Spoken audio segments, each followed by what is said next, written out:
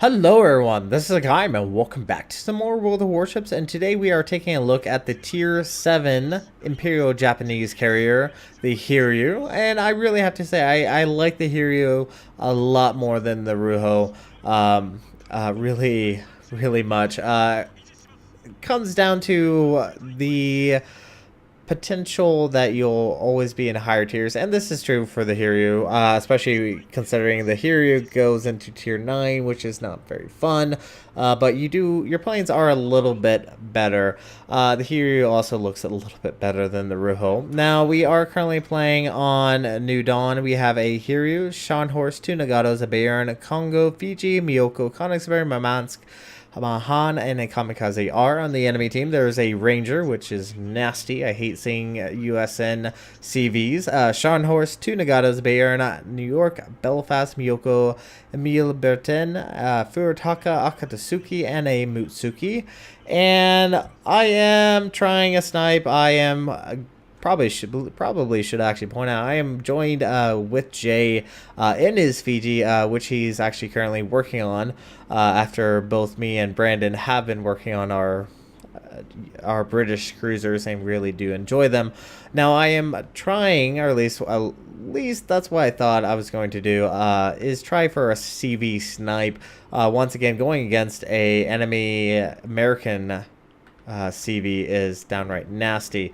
Now, it looks like the American CV is bringing out his planes to go dive bomb against our Mahan. I do have my fighter squadron up there and ready. It looks like the Mahan is trying to put down a smoke screen, but since we are attacking the dive bombers, they did disperse their bombs quite dramatically. And it looks like the enemy CV is possibly a full strike pattern, which is good for me because I don't have to worry about any of his nasty fighters. But as you can see, since I only have one fighter group, it is quite considerably harder to take care of all of his planes at once. But we are getting a few plane kills. Now my torpedo bombers, I'm actually going to pull them back because I do see the enemy Scharnhorst on the very northern side, so he's probably going to at least see my planes in. But kind of coming back to this battle now, looking back at this, I probably could have gone for that CV snipe. I probably could have done it. I would have lost a few planes against the Sharn, which is unfortunate. But I'm going to go ahead and switch my attention over to the enemy Scharnhorst, which is by himself. And since it is a tier 7 carrier, my planes are a little bit stronger. Torpedo bombers, for at least the Imperial Japanese Navy, does not get any upgrades to the planes themselves. But the Scharnhorst is going fairly slow, so I do get a good drop on him. Do get 4. Probably could have done a little bit more, but you can see the damage output was pretty good, around 24,000 points of damage. Now, unfortunately, we did not get any flooding, which is unfortunate. And now my dive bombers are going to come in, set a fire, and he's going to instantly repair it, which is once again unlucky of me. It's always RNG's space. I think we actually hit his armor belt there. Now, one thing to point out about the Hiryu versus her later upgraded version is once you get the upgrade to the launch pad, the deck, you can actually get an additional fighter if you choose to go that route. Another route, I believe you get additional fighter groups. I'll probably have to double check that when I'm back in port, but I will be choosing the double fighters. Will prove beneficial, especially against any enemy CVs, especially against strike aircraft such as this Ranger, which has quite a few dive bombers and one torpedo bomber, which is good. That's a nice thing about the Imperial Japanese Navy. Their CVs almost always have 2 torpedo planes versus 1, but you can see I've lost quite a bit of my fighters. I'm going to actually retreat them back because this is going to take less time for me to get them back out. The Ranger does get good, somewhat good hit on that Mahan, and you can see that I'm able to kind of keep up with the group. The speed on the Hiryu is pretty fast, around 32 knots, so that's pretty decent speed for the Imperial Japanese Navy CVs, which is always a good thing. And it looks like the enemy carrier is dropping on the Scharnhorst, and it looks like he is going to get a pretty big hit against that Scharnhorst, which is unfortunate. It has taken out quite a bit of health from that Scharnhorst, and my dive bombers and my torpedo planes are back out on the field, and hopefully we're able to try to take him out as quick as possible. Now we do have a friendly Miyoko. Don't exactly know what he's doing. He's probably trying to stay behind that smoke so he's not detected, but right now I do see a enemy Bertin pushing in towards our cap. Probably could have chosen a different target, but that's all right. We're gonna go ahead and try to take out this Emile Bertin. Do get one drop on him, and second drop is going down as well. We do land one, and I think we're probably gonna get a kill. There we go. Took out the enemy Bertin. And let's see, the enemy team is definitely melting away. They have lost 5 ships to R2. They have lost 3 cruisers, a battleship, and a destroyer, while we have only lost 2. And the northern flank is they're actually holding that northern flank. They still have that Scharnhorst, who is actually very low on health. Probably will be going down here shortly. There we go. It looks like Fisher, I was trying to say his name, underline Fisher, took out the enemy Scharnhorst and should be able to take care of that other battleship. Now our friendly team have pushed up quite heavily. The enemy CV is definitely determined to take out the Scharnhorst. His dive bombers are incoming, and unfortunately for us does take out our friendly Scharnhorst, which is unfortunate. I'm gonna go ahead and switch my targets with my fighter group over to his dive bombers. And this is something really you don't see all that often, is Japanese having all the fighters. Well, the American CVs have no fighters. Kind of a nice thing about it. Looks like the drop did miss quite dramatically, which is good for us. We did know there was the Mutsuki over here somewhere in this area. Probably is still around, and there is the enemy Mutsuki that is looks like he's actually gonna try to push in against our friendly Fiji, our friend Jay, and trying to line up a shot. Let's see, hoping to get maybe a cross drop on this Mutsuki, and it looks like the torpedo planes have made a drop on Jay. Does get hit. We do spot the Mutsuki's torpedoes, so Jay should be able to dodge those quite easily. And my dive bombers are in line against this enemy Nagato. Quickly take him out. This Nagato should go down fairly easily. It looks like 6 torpedoes are going to hit, cause the flooding, which should take him out fairly soon. And it looks like Jay is still currently fighting against a enemy Mutsuki, and my dive bombers are coming in to assist on this enemy destroyer. Should hopefully take him out. And there we go.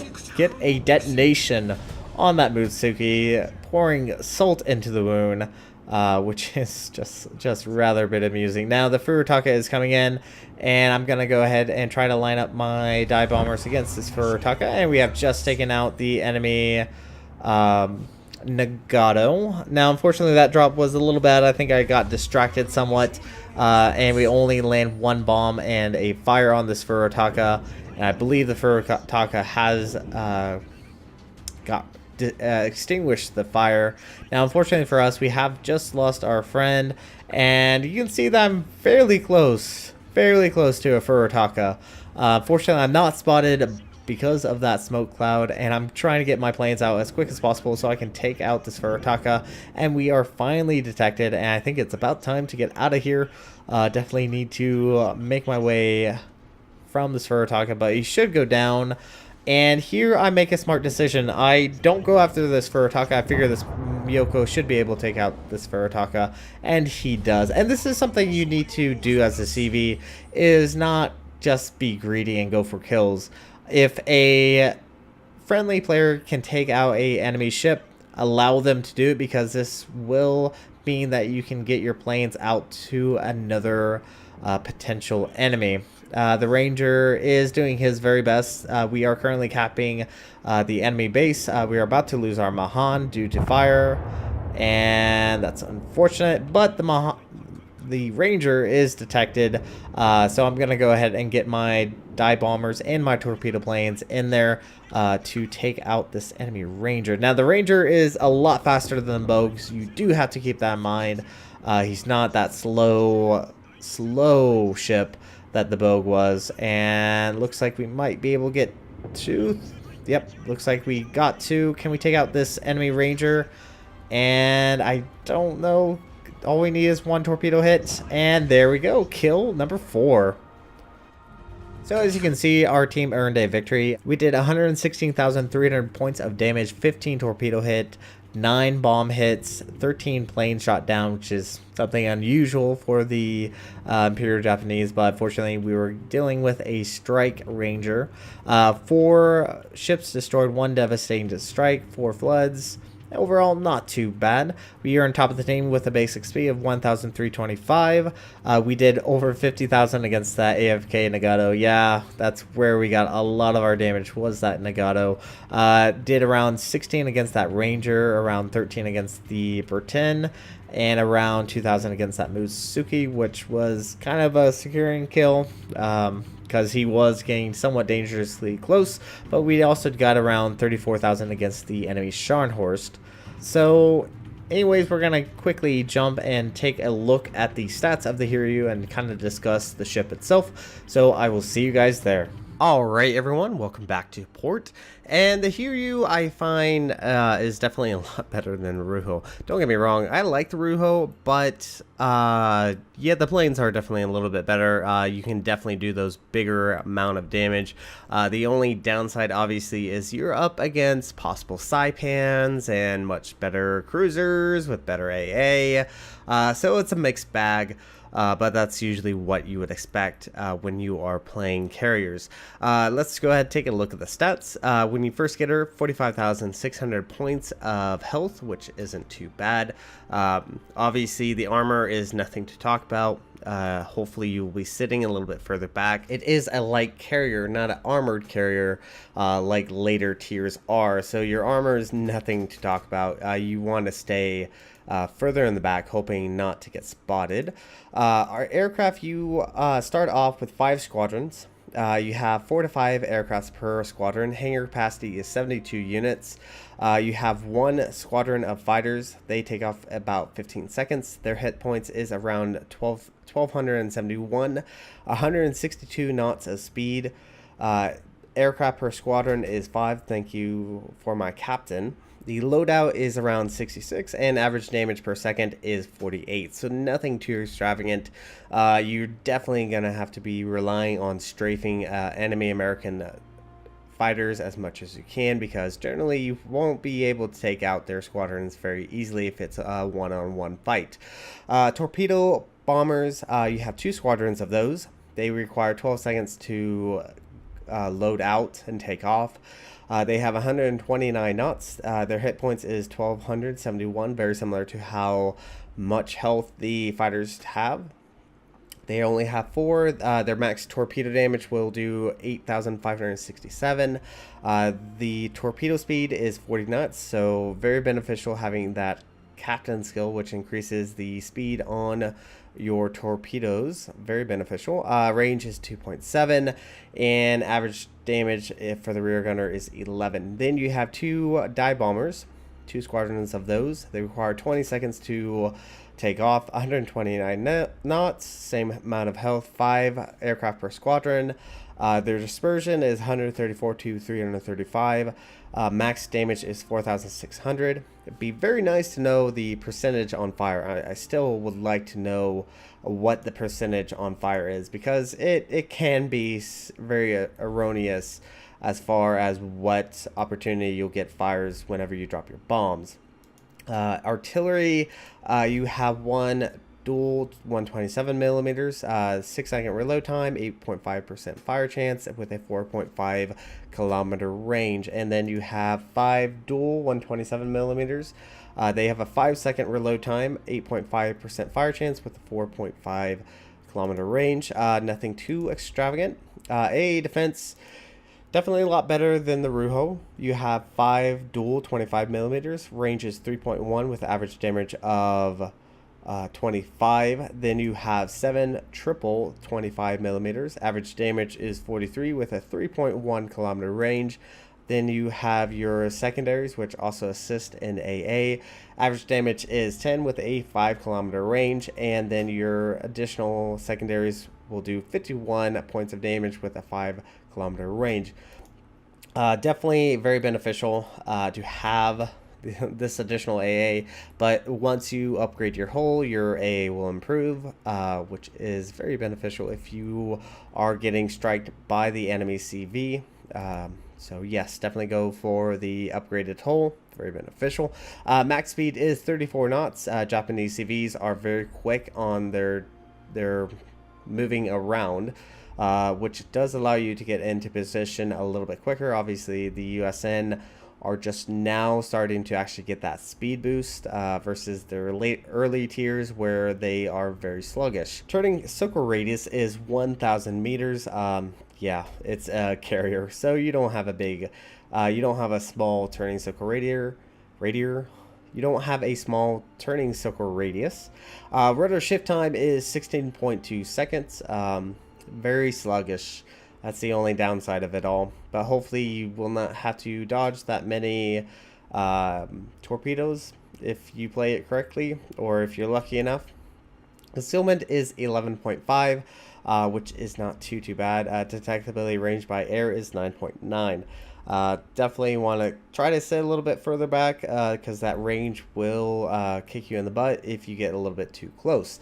As far as modules, you have now the option of either going for additional fighters. You will lose 1 torpedo plane, so this is going to be your air superiority. So you'll have 3 fighters, 1 torpedo bomber, and 2 squadrons of dive bombers. Or you can go for pretty much a 2-2-2 build, 2 of each, which is kind of what I'm going to go for. This will allow additional health to your fighters as well as damage, and as well to your dive bombers, which increase their speed. So your dive bombers are going to be an essential asset, especially if you need to spot. You can use them for that. Upgrades, very similar to the Ruho. Not a lot has changed, as well as my captain. Not a lot has changed on him as well. Still working on him, hoping to get him a little bit better. I've taken what I could for most of the CV skills that I would find beneficial. The others I could possibly go for advanced firing training or basics firing training, which will increase the AA just so that I can protect myself. Because it is not till, I believe, the tier 8 that you can actually get defensive AA fire. So you're still vulnerable from an early strike from an enemy CV if you are caught out of position. But this is going to be it for this video. Now I wanted to make a quick little side note. Next Wednesday I am starting my new Let's Play. I'm going to quickly pop up the games that I'm possibly going to do. If you are interested in one of those games, do leave a comment down below. I will be posting this the games once again on the additional video that you'll be getting today, as well as Fun Day Sunday, just in case, because not everyone wants to watch a CV battle. That's fine with me. I'm just currently documenting my experience with the Hiryu. But anyways, thank you guys so much for watching, and if you like what you saw, hit the like and subscribe button. You guys have a great and fantastic day. Zaijian.